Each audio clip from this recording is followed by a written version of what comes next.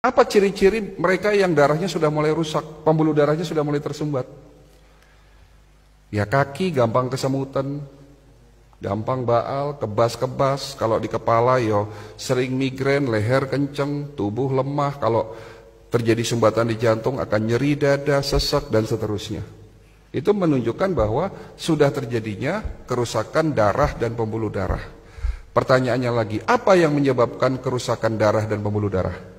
Sehingga terjadinya kerusakan di sel-sel kita. Penyebabnya karena faktor radikal bebas. Tolong ini diperhatikan, ini penting sekali ilmunya. Radikal bebas. Radikal bebas itu satu molekul yang kehilangan pasangan elektronnya, sangat reaktif kalau nempel di sel, sel kita rusak. Entah itu sel darah merah, entah itu sel darah putih, di mana sel darah putih kita tahu sebagai antibodi tubuh kita, entah itu di pembuluh darah.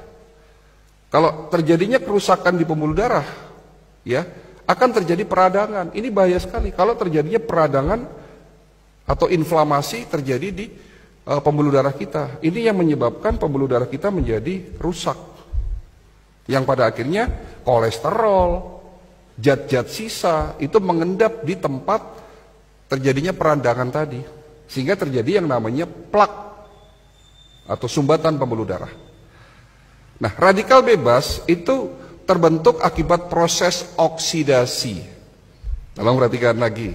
Oksidasi ini apa? Oksidasi itu contohnya kalau di luar sana besi berkarat. Berarti tubuh kita bisa karatan, ya. Proses oksidasi terjadi secara alami, Bapak Ibu sekalian. Bisa kita bernafas, beraktivitas, saya berbicara, bahkan kita tidur terjadi proses oksidasi. Ya. Karena manusia tidak bisa menghindari proses oksidasi, Allah sudah menciptakan obatnya ada dalam tubuh kita. Diproduksi tanpa Bapak Ibu sadari sejak kita kecil, ya, di saat kita lahir di dunia sampai nanti kita mati. Ada obat dari segala macam obat, rajanya obat sebagai benteng pertahanan pertama yang dapat menetralisir terjadinya oksidasi. Kalau tidak ada obat ini, 5 menit tubuh kita rusak, Pak. Namanya antioksidan, betul. Kalau hari ini kita masih berkecimpung di vitamin, di antibodi, sudah ketinggalan zaman, Pak. Hari ini dokter-dokter di Eropa, di Amerika, penemu-penemu suplemen, itu bagaimana caranya menemukan satu antioksidan yang kembali lagi tujuannya untuk menetralisir terjadinya oksidasi agar tidak terbentuk yang namanya radikal bebas. Ini penting sekali. Antioksidan diproduksi dalam tubuh kita. Ada 2, glutathione dan superoksid dismutase. Glutathione itu rajanya antioksidan. Ya. Dan SOD, panglimanya. Ada raja yang memimpin negara, ada panglimanya. Atau perdana menteri lah. Jadi yang menjaga tubuh kita itu sesungguhnya bukan antibodi. Antibodi itu benteng pertahanan kedua, Pak. Benteng pertahanan pertama namanya antioksidan, glutathione dan superoksid dismutase.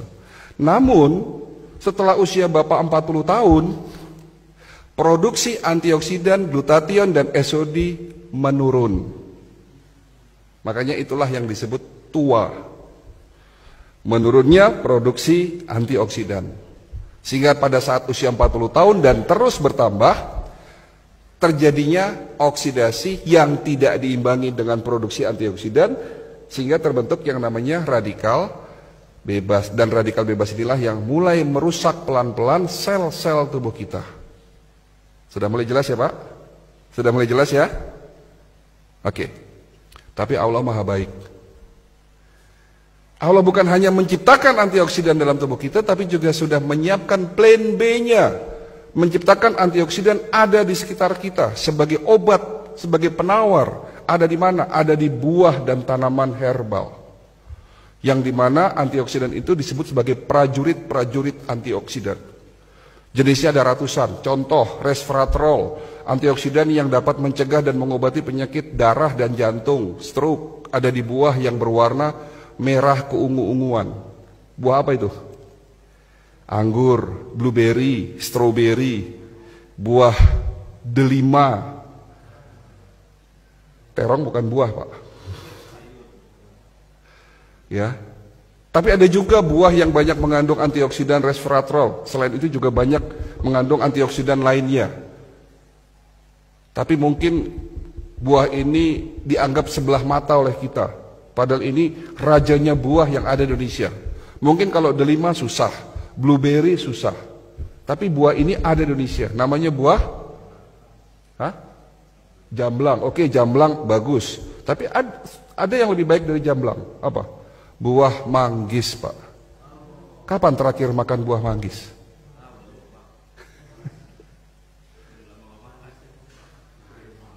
Antioksidan namanya lycopene. Dapat mencegah penyakit prostat. Bapak-bapak yang sudah mulai susah kencing nih. Kencingnya tidak tuntas, netes lama. Kemungkinan sakitnya prostat. Dapat dicegah, diobati oleh lycopene. Ada di mana? Buah tomat dan semangka. Tomat dan semangka. Makan tomat dan semangka tiap hari. Antioksidan namanya bromelin. Dapat mencegah penyakit kanker, tumor payudara. Ada di mana? Buah nanas. Bilang sama ibunya di rumah kalau pengen tidak kena penyakit kanker payudara, makan nanas tiap hari. Dan nanas juga dapat mencegah penyakit osteoporosis karena mengandung kalsium yang sangat tinggi. Untuk mencegah penyakit Alzheimer atau pikun, makan buah alpukat. Untuk mencegah penyakit batu empedu, makan buah apel. Dan semua buah mengandung prajurit-prajurit antioksidan. Siapa di antara Bapak Ibu yang setiap hari makan minimal 3 jenis buah-buahan? Siapa di antara Bapak Ibu yang dalam waktu 1 minggu tidak makan goreng-gorengan?